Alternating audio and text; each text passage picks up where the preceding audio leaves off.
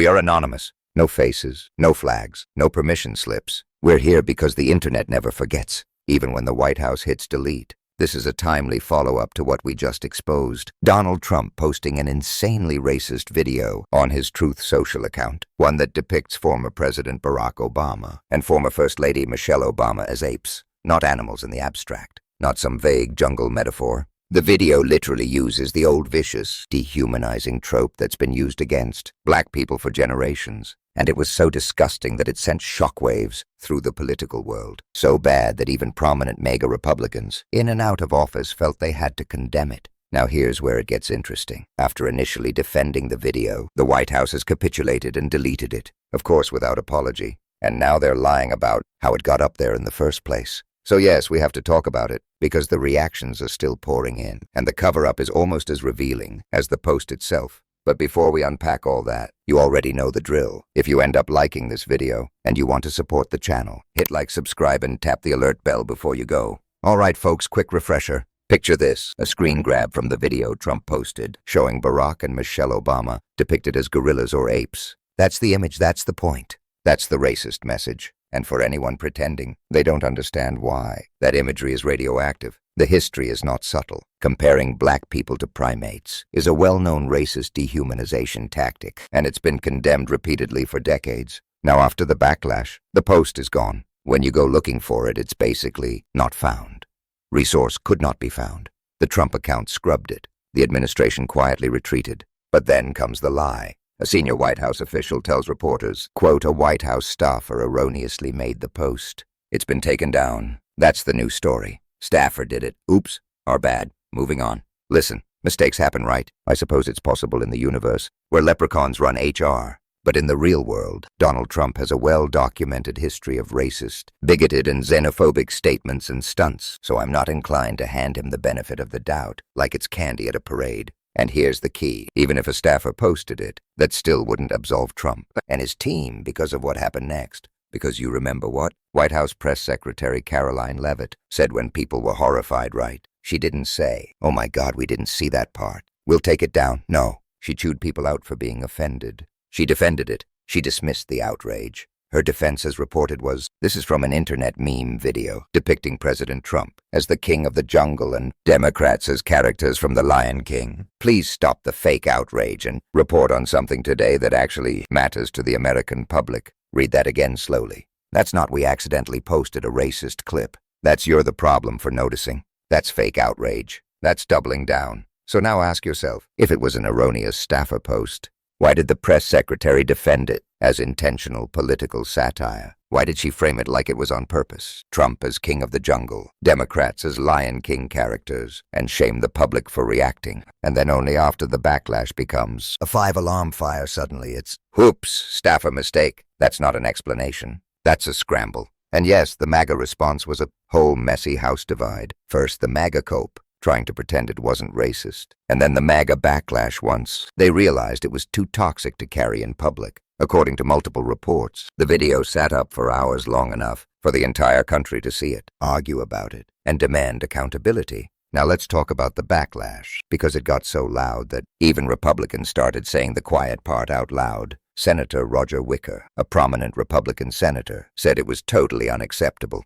He said the president should take it down and apologize and apologize and apologize. And by the way, note the total lack of an apology. They just deleted the video after lying about the video after posting it, lying about it, flipping the middle finger at people outraged by it, and then quietly scrubbing it. Senator Pete Ricketts, another Republican, even if this was a Lion King meme, said a reasonable person sees the racist context. The White House should do what anyone does when they make a mistake. Remove it and apologize. And Tim Scott, the first Republican senator I'm aware of who reacted early, said the White House should remove it and apologize. In fact, reporting quotes Scott, calling it the most racist thing he'd seen out of that White House. So that's 3 Republican senators demanding removal and an apology. And what did Trump do? Delete, dodge, and deny. According to AP, Trump refused to apologize and insisted he didn't make a mistake. Then you've got Brit Hume, Fox News, conservative legend, responding with, what the hell? Even the right-wing broadcast royalty looked at this and went, nope.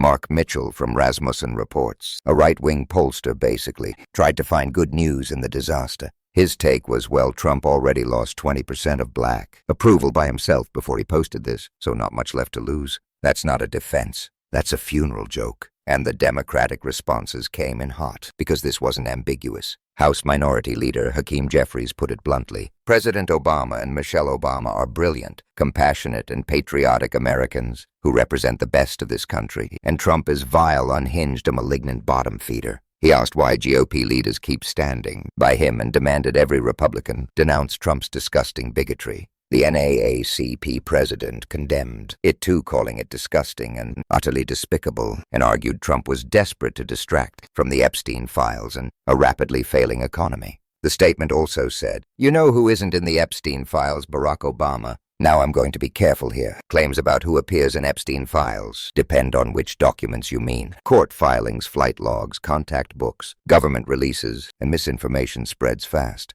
What we can say confidently is that fact checkers reviewing publicly available Epstein-related documents have found no evidence that Barack Obama appears in the released materials. Governor Wes Moore of Maryland nailed it. He said Trump's post goes beyond a dog whistle. It's blatant racism, relying on imagery long used to demean and dehumanize black people. And he emphasized this isn't just about one post. It's about leadership and what kind of country we choose to be, bringing people together, not tearing them apart. Then there's the conservative, Bush-era Republican David Frum, with the most instructive satire of all. He basically mocked how Republicans always pretend they haven't seen the latest Trump outrage. Congressman President Trump posted a video of him punching a baby in the face. Do you think that's appropriate? Response: I haven't seen the video.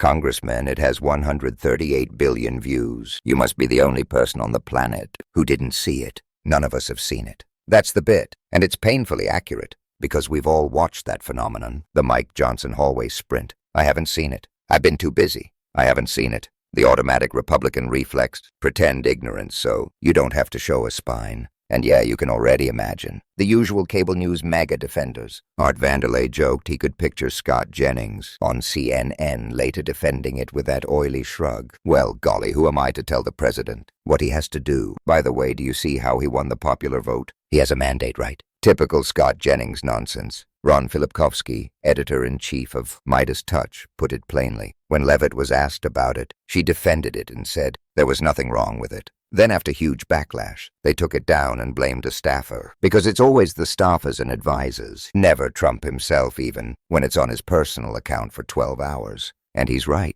For the reasons Ron lays out, this doesn't absolve Trump, Leavitt, or the White House. They doubled down after the story broke. They deleted it only after mass backlash. No apology. And reporters should keep pressing the GOP. Trump should have never posted it. After he posted it, he should have deleted it immediately. And yes, there should be a formal public apology to President Obama and former First Lady Michelle Obama. But you know that's not coming. Trump famously doesn't apologize, and AP's reporting makes that crystal clear. And this part matters, folks, because it's the pattern. Normalize the indefensible, then act annoyed that anyone still has standards. Caroline Leavitt defended it, doubled down on it, waved it away as fake outrage, and then after the backlash mounted, they deleted it. Now they're lying about how it got posted in the first place. Erroneous staffer, as if that rewrites the timeline we all watched in real time. So here's where we land. We have to get to a point where we stop grading Trump on a curve. Stop accepting excuses that would get any normal employee fired, any normal official censured, any normal leader shamed out of public life.